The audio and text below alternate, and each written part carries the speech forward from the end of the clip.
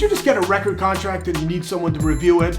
Well, welcome to Record Contract Review for Beginners, starting right now. Number one, credibility. Seriously, you guys, this isn't rocket science. Who is the record company and how credible are they? Get on Google, do a search for them. Do they have a nice looking website? Do they list the executives and like where they went to school and what experience do they have? Do they list other bands that they've worked with that appear to be successful and you can reach out to them and ask them about the record company? I mean, really, if it's an unknown record company, it doesn't necessarily mean that they're bad, but it certainly means that they don't have a lot of experience. And I don't know if you want to get locked into a deal with an inexperienced record company, right? So again, check the credibility first of the record company. Number two, recording fund. What kind of money are they offering you to make a record? It's not like that's the most important thing, but let's face it, one of the reasons why artists enter into recording agreements is so that they can get the kind of money to make the kind of record that they've always dreamed of making. And if you have some company offering you like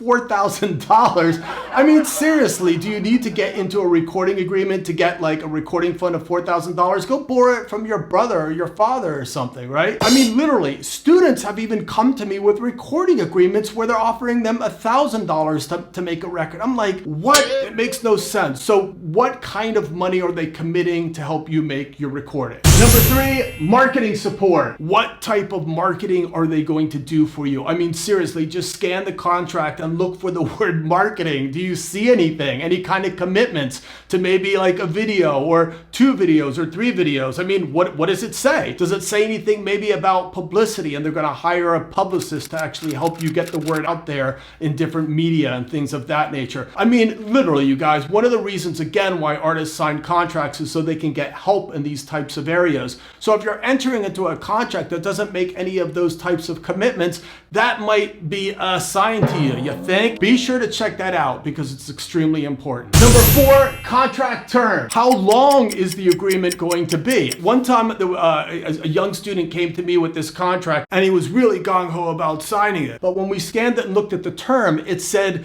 that they were trying to lock him into like 5 records. And it was like, this is a completely unknown label. They're offering very, very little money and very, very little support. And you're going to get locked into some long-term agreement?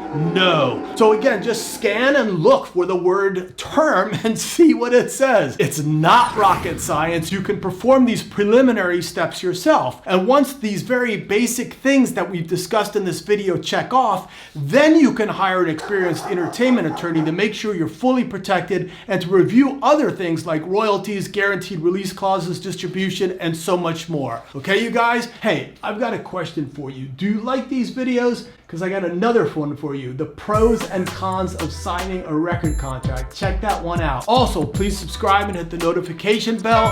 My name is Bobby Borg. Thank you so much for watching, you guys. Peace. Yeah, that was a fun one. That's a wrap.